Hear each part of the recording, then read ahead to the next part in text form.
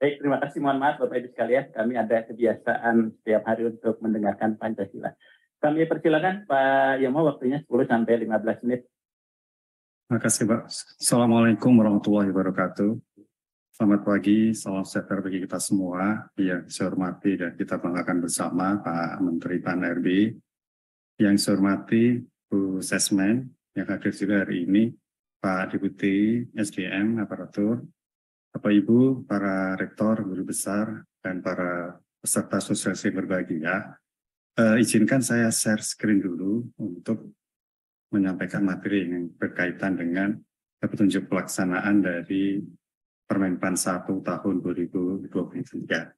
Bapak Ibu yang saya hormati, tentu tadi sudah disampaikan banyak oleh Pak Menteri dalam sambutannya maupun Pak Alex Denny yang berkaitan dengan filosofi lahirnya Permenpan 1 tahun 2023. Pak Abah juga menyampaikan kebetulan BKN diberikan mandat untuk menetapkan peraturan BKN mengakomodir 7 dari mandat yang ada di dalam Permenpan RB nomor 1 tahun 2023 ini.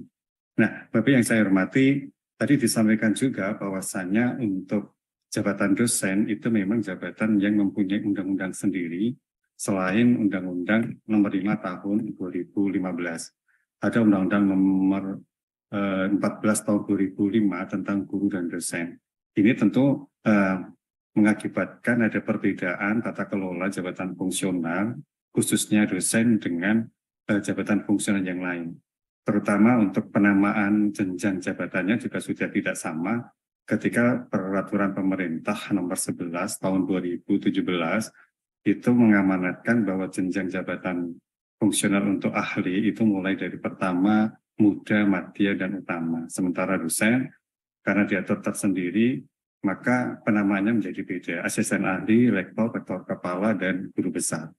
Namun demikian, dengan berlakunya Permenpan nomor 1 tahun 2023 ini, meskipun Undang-Undang nomor 14 tahun 2005 tetap berlaku, maka untuk pengelolaannya kita harapkan ada kesamaan antara dosen dengan jabatan fungsional yang lain. Nah, Bapak yang saya hormati, pertama akan saya awali dulu bagaimana dengan proses pengangkatan dalam jabatan fungsional dosen. Nah, kita tahu bahwasannya di dalam peraturan pemerintah nomor 11 tahun 2017 tentang manajemen pegawai negeri sipil, pengangkatan menduduki jabatan fungsional secara umum itu ada 4, yaitu pengangkatan pertama ketika seseorang melamar CPNS dengan formasi dosen atau jabatan fungsional. Kemudian perpindahan itu dimungkinkan baik itu dari non-fungsional ke jabatan fungsional termasuk dosen, atau dari jabatan fungsional ke jabatan fungsional dosen. Contoh misalnya ada dokter pendidik klinis, kemudian dia beralih menjadi jabatan fungsional dosen. Kemudian yang ketiga, nah ini agak yang baru, ini berkaitan dengan promosi. Promosi kita maknai dalam jabatan dosen ini maupun jabatan fungsional yang lain itu adalah pengangkatan melalui pola diagonal. Jadi sifatnya promosi dari non-fungsional ke fungsional. Kemudian kita amati juga bahwasannya promosi itu naik jenjang dari jabatan fungsional yang sama, naik jenjang yang lebih tinggi. Misalnya dari lektor ke lektor kepala, kemudian dari lektor kepala ke guru besar. Nah, Bapak yang saya hormati, sebetulnya ada satu lagi yang diatur di dalam Permenpan 1 2023 ini, yaitu impasing. Namun demikian, di dalam Permenpan itu disebutkan pengangkatan melalui impasing itu dimungkinkan ketika lahir jabatan fungsional baru. Atau dimungkinkan ketika jabatan fungsional itu sudah tidak baru, tetapi ada perubahan ruang lingkup. Sehingga itu dimungkinkan untuk impasing. Nah, tadi disampaikan oleh Pak Deputi, bahwasannya sekarang baru dipersiapkan rancangan Permenpan tentang jabatan dosen yang baru yang mengganti peraturan yang lama tahun 2013.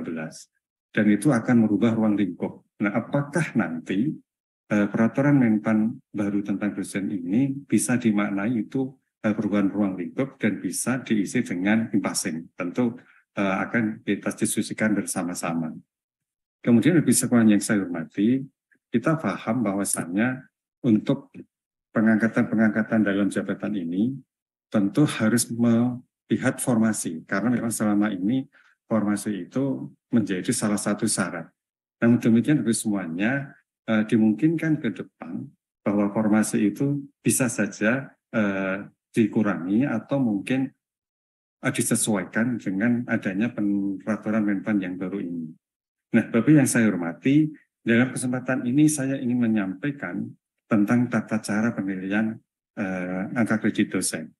Tadi disampaikan oleh Pak Arisdeni bahwasannya kita sudah mulai melakukan transformasi. Saat ini penilaian angka kredit dosen itu menggunakan pola konvensional, yaitu pola konvensional itu masih membagi dua antara tugas pokok dengan tugas penunjang. Sehingga bagi semuanya untuk dosen pada saat ini penilaian kinerja, penilaian angka kreditnya itu masih mendasarkan kepada butir-butir kegiatan yang ada di dalam kewajiban seorang dosen tugas. Kita tahu bahwasannya untuk dosen tugas yang dilaksanakan itu berkaitan dengan tridharma perguruan tinggi. Ada pengajaran, penelitian maupun pengabdian masyarakat. Nah, kita sudah mencoba di dalam Permenpan 1 R6 tahun 2023, semua jabatan fungsional itu yang pola penilaiannya konvensional maupun konversi versi 1 itu harus berubah menjadi penilaian berdasarkan pada predikat kinerja yang dikonversikan menjadi angka kredit. Sehingga kita sudah akan tinggalkan butir-butir kegiatan yang selama ini mungkin menjadi momok bagi para dosen yang harus mengumpulkan angka kredit, harus mengumpulkan dokumen, dan sebagainya yang disampaikan oleh Pak Arisdeni. Tetapi justru itu tidak dilakukan karena dosen lebih fokus kepada tridharma perguruan tinggi. Dampaknya banyak dosen yang ketinggalan kenaikan pangkatnya jika dibandingkan dengan jabatan yang lain. Contoh banyak sekali kalau guru itu sudah sampai dengan 4C, 4D. Sementara untuk dosen, pangkatnya masih ketinggalan, tetapi untuk jabatannya karena dimungkinkan untuk loncat naik jabatan, dia bisa menduduki jabatan yang lebih tinggi, tetapi pangkatnya tidak bisa mengikuti lebih tinggi. Kenapa? Karena memang mungkin tidak telatennya seorang dosen itu mengurusi hal-hal yang bersifat administratif, akhirnya pangkatnya itu menjadi ketinggalan. Nah, problemnya ketika seorang dosen yang mempunyai kompetensi, kemudian akan diangkat menduduki jabatan pimpinan tinggi, itu tidak terpenuhi syarat karena pangkatnya belum memenuhi syarat. Sementara dari aspek kompetensinya sangat diperlukan dan terpenuhi, bahkan dari jabatan akademiknya sudah memenuhi syarat. Nah, ini adalah solusi bagaimana caranya ketika kita sudah mempunyai Permenpan 1 ini, maka pangkat dosen itu sudah bisa diprediksi, dia tidak akan ketinggalan dibandingkan dengan jabatan. Maka Permenpan 1 ini adalah solusi yang saya katakan tadi. Nah, Bapak Ibu yang saya hormati, konvensional yang selama ini dipakai untuk penilaian angka kredit dosen, nanti akan kita tinggalkan. Jadi yang selama ini tugas jabatan fungsional itu ada namanya pendidikan, unsur pendidikan, tugas pokok, pengembangan profesi, dan sebagainya, itu memang tidak harus dilaksanakan ketika kita sudah meninggalkan konvensional. Tetapi kalau kembali ke dosen, karena memang basicnya adalah tridharma perguruan tinggi, itu masih bisa dilakukan, tetapi tidak berdasarkan pada butir-butir kegiatan. Dan itu didasarkan untuk menyusun SKP dan dilakukan penilaian kinerja oleh pejabat penilai dan nanti akan dikonversikan menjadi angka kredit. Sehingga harapannya, sekali lagi harapannya dengan perubahan ini, dosen tidak disibukkan lagi dengan hal-hal yang bersifat administratif, tetapi lebih fokus pada tridharma perguruan tinggi yang dituangkan ketika menyusun sasaran kinerja pegawai yang memenuhi ekspektasi pimpinan dan nanti akan dilakukan penilaian. Hasil penilaian berupa predikat kerja itu langsung bisa dikonversikan menjadi angka kredit. Kalau misalnya itu terpenuhi, memenuhi syarat, maka yang bersangkutan para dosen ini sekali lagi insya Allah tidak akan ketinggalan pangkatnya. Jadi antara pangkat dengan jabatan diharapkan nanti akan linear Sehingga ketika sewaktu-waktu organisasi membutuhkan kompetensi seorang dosen untuk menduduki jabatan pimpinan tinggi, maka persyaratan pangkat minimal insya Allah akan terpenuhi. Ini keuntungannya. Nah, bagi semuanya, karena ke depan kita sudah akan meninggalkan model konvensional ini, maka kita sudah tidak lagi menggunakan istilah unsur utama. Pendidikan merupakan syarat untuk pengangkatan menjadi dosen. Ada S2, ada doktor, dan sebagainya. Kemudian unsur penunjangnya juga tidak ada. Kalau dulu 90% yang harus dilakukan oleh dosen itu adalah unsur utama. Sementara 10% itu unsur penunjang.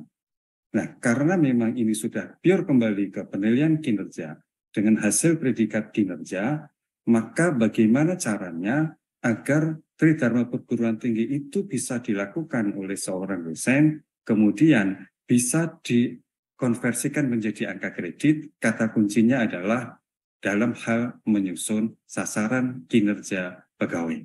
Nah, ke depan nanti yang dipentingkan adalah bagaimana kita bisa memberikan kesempatan untuk ada dialog kerja antara atasan dengan bawahan. Permenpan nomor 6 tahun 2022 pada prinsipnya, filosofinya tidak hanya sekedar cara melakukan penilaian kinerja, tetapi lebih fokus kepada bagaimana meningkatkan kinerja pejabat fungsional termasuk dosen. Maka penilaian kinerja ini nanti akan selalu dilakukan baik secara tahunan maupun periodik.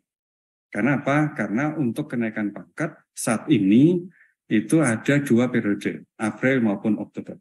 Nah, BKN saat ini sedang menginisiasi untuk perubahan peraturan keputusan BKN tahun 2022 yang merubah periode kenaikan pangkat dari 2 kali dalam 1 tahun, insya Allah nanti 6 kali dalam 1 tahun setelah kita melakukan kajian terhadap kebutuhan anggaran. Kemarin sudah setuju, sepakat, teman-teman dari Menpan juga hadir, dari Kumham hadir, dari Keuangan hadir, insya Allah moga-moga bisa dieksekusi tahun 2024. Sehingga kesempatan untuk bisa naik pangkat itu menjadi lebih besar ketika periode itu dirubah dari 2 menjadi 6. Dan ini merupakan terobosan-terobosan dalam rangka bagaimana tata kelola jabatan fungsional termasuk dosen itu dipastikan karirnya ke depannya itu menjadi lebih bagus. Nah, Bapak Ibu yang saya hormati, predikat kinerja itu tentunya diperoleh ketika seorang pejabat fungsional, dosen itu dilakukan penilaian kinerja baik secara periodik maupun tahunan. Tergantung dari kebutuhan. Kalau selama ini penilaian kinerja itu hanya syarat untuk naik pangkat, syarat untuk naik jabatan. Tetapi dengan peraturan Menpan nomor 1 tahun 2023 ini, predikat kinerja yang diperoleh dari hasil penilaian kinerja itu tidak hanya menjadi syarat, tetapi menentukan karir seorang pejabat fungsional ke depan. Kalau dia penilaiannya itu amat baik, tentu untuk bisa naik pangkat dan naik jabatan itu menjadi lebih cepat jika dibandingkan dengan menggunakan model konvensional. Apalagi tadi yang saya sampaikan di awal, harus membuktikan, dilampiri dengan evidence, disibukkan dengan administrasi. Dengan menggunakan Permenpan 1 ini, insya Allah untuk menjadi guru besar pun tentunya tidak terlalu lama ketika memang predikat kinerjanya itu baik. Ketika selalu dilakukan dialog kerja antara atasan dengan bawahan. Ini yang kita harapkan. Jadi kita sudah tentunya dengan Pak Deputi, sudah dengan Pak Maran, Pak Menteri, sudah memperkirakan bahwasannya perubahan dari peraturan Menpan nomor 13 tahun 2019 menjadi Permenpan nomor 1 tahun 2023 itu diharapkan mampu menjamin karir bagi seorang pejabat fungsional termasuk dosen ini. Nah, Bapak sekalian tadi disampaikan oleh Pak Alex Denny, tentu dasarnya adalah penilaian kinerja.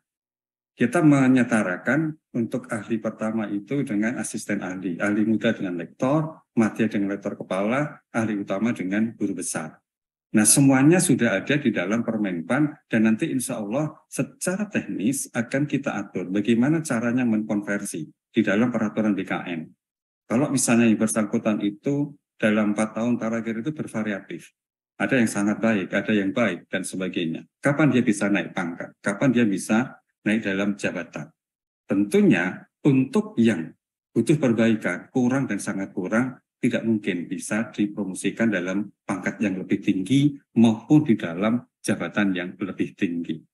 Maka bagaimana caranya kita bisa menerapkan Permenpan 6 tahun 2022 ini dengan sebaik-baiknya dalam rangka untuk memperoleh predikat kinerja yang amat baik atau baik, sehingga sekali lagi untuk bisa memperoleh pangkat yang lebih tinggi yang sekarang ini menjadi momok bagi para dosen itu akan dihilangkan. Kemarin saya ketemu dengan seorang dosen yang selama ini dia 10 tahun tidak bisa naik pangkat. Setelah saya tanya memang karena dia tidak mau disibukkan dengan yang berkaitan dokumen-dokumen, lebih fokus kepada tridharma perguruan tinggi. Nah, ketika sekarang merasa bahwa pangkat itu masih penting dan pangkat itu jadikan dasar dalam karir seorang dosen, dia mulai menyibukkan diri dengan mengumpulkan dokumen-dokumen.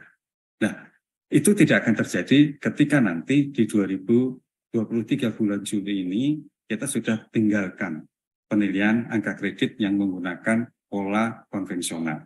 Di dalam Permenpan ini disebutkan bahwa misalnya untuk penilaian untuk angka kredit yang diperoleh dari konversi predikat kinerja itu berlaku sejak tanggal 1 Januari 2023. Sehingga tidak ada lagi untuk kegiatan-kegiatan di tahun 2023 itu dinilai angka kreditnya. Nah, namun demikian, apabila seorang pejabat fungsional termasuk dosen yang dia sudah melakukan kegiatan di tahun 2022 dan belum pernah dinilaikan angka kreditnya berdasarkan metode konvensional, masih diberikan kesempatan. Ya bukan tanggal 15 April yang disampaikan oleh Pak Menteri tadi. Itu Juli 2023. Itu diperbolehkan. Tetapi sekali lagi untuk kegiatan-kegiatan baik unsur utama maupun penunjang di tahun 2022. Nah, harapannya Bapak Ibu semuanya untuk periode Oktober 2023 apabila memungkinkan maka sudah bisa menggunakan model konversi dengan cara menggabungkan antara penilaian konvensional di maksimal 31 Desember 2022 dengan predikat kinerja konversi yang dimulai sejak 1 Januari 2023. Tata caranya bagaimana? Kita sudah bangun aplikasi yang nantinya membantu para pejabat fungsional untuk bisa beralih dari konvensional menjadi konversi, yaitu aplikasi yang disebut dengan Disepakati yang sekarang sudah ditetapkan dan dibangun oleh BKN. Tinggal memasukkan saja kira-kira angka kredit terakhir yang diperolehnya berapa, kemudian diintegrasikan terlebih dahulu, kemudian baru dikonversikan, dan hasilnya akan ketahuan. Bahwasannya angka kredit hasil konversi itu berapa dijumlahkan dengan angka kredit yang diperoleh tahun 2022 menggunakan model konvensional.